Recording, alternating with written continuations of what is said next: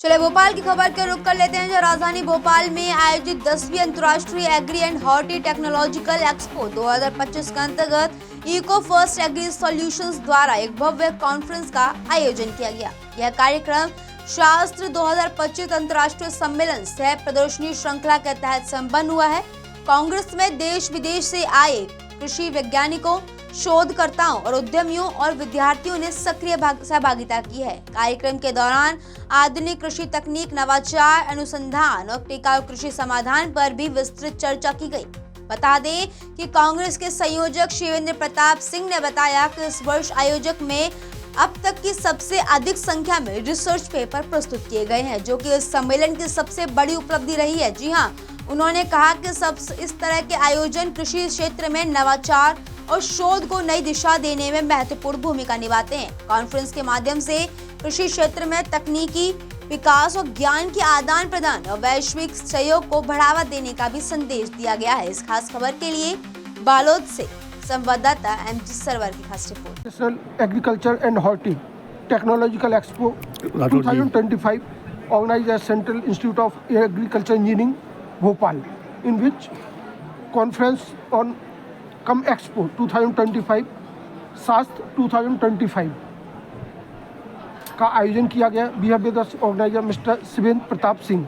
शिवेंद्र जी, जो conference last year भी हुआ था, इस बार भी आपने बेहतर तरीके से ऑर्गेनाइज कर पाए, क्या कैसा सहयोग रहा?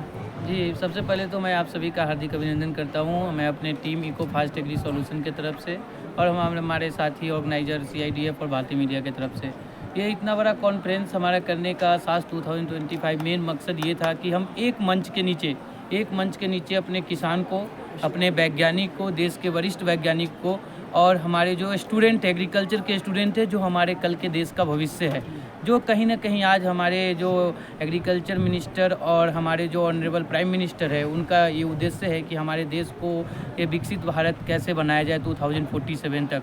तो हमारा उसी उद्देश्य को अलाइन करते हुए हमने ये शास्त्र 2025 का आयोजन किया है, जिसमें हमने कृषि, उद्यमी, किसान सभी लोग को एक साथ जोड़कर एक मंच पे बुला के यहाँ पे काफ़ी बड़े बड़े शोध हुए हैं, बड़े बड़े रिसर्च हुए हैं और इससे कुछ एक ऐसा फ्रूटफुल चीज़ें निकले जो हमारे देश के कृषि के विकास को एक उत्थान दे और साथ में एक रोजगार की संभावना काफी संख्या में युवा जुड़ रहे हैं। आपको बता रहा हूँ कि कम से कम 30-40 बच्चों को तो हमने यहाँ से प्लेसमेंट देने का काम करवाया है।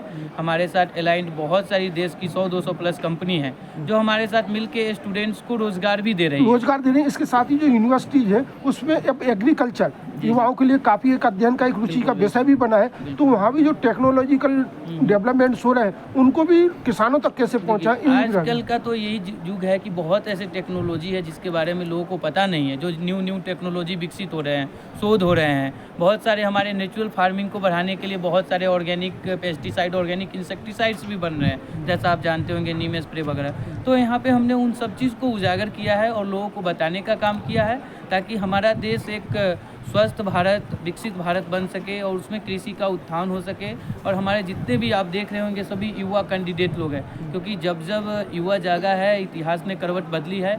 आज आपको गर्व हो रहा होगा कि हमारा देश, इंडिया, पूरे वर्ल्ड का तीसरी सबसे बड़ी स्टार्टअप इकोसिस्टम में हमारे भारत का नाम आता है। इसमें एग्रीकल्चर भी एक बहुत बड़ा पोटेंशियल है। एग्रीकल्चर तो है ही पोटेंशियल, क्योंकि आप एग्रीकल्चर नहीं है तो जीवन ही नहीं है। एग्रीकल्चर तो हमारे देश की रीढ़ की हड्डी है। जितना हमारे कृषि का उत्थान होगा उतना हमारे देश का विकास होगा। और eco fast agri solution India में ही नहीं, इंडिया के बाहर भी लगभग 20 प्लस MOU कर चुकी है और कृषि के उत्थान के लिए पूरे देश में और विदेश में हर जगह आगे बढ़ रही है। यहाँ भी कई स्टूडेंट को, रिसर्चर को अपने पेपर प्रेजेंट करने का एग्री फास्ट सॉल्यूशन के जरिए अवसर मिला है। यहाँ पे एक टेक्स्ट बुक भी सम्मिलित हुआ है, जो हमारे सावरकर सर आए थे, जो यहाँ के जो मिनिस्ट्री में हैं, यहाँ पे सहकारिता मंत्री है, वो भी आए थे। उन्होंने भी उस शोध बुक को लिया है और बोला है कि इसमें 100 प्लस शोध पब्लिश हुए हैं एक ऐसे कॉन्फ्रेंस में। ये अपने आप में शिक्षा जगत में, कृषि जगत में बहुत बड़ी बात है और ये आपके लिए भी आगे काम करने की ऊर्जा देगी। हमारे लिए ऊर्जा देती है और हमारे यंग टीम है। और मैं हमेशा स्वामी विवेकानंद जी के रास्ते पे चलता हूँ कि हम यंग अगर चाहे तो कुछ भी पॉसिबल है। उठो, जागो और जब तक काम करते रहो जब तक लक्ष्य प्राप्त ना हो जाए। जय हिंद, जय भारत, भारत माता की जय। जय किसान, जय विज्ञान, जय अनुसंधान।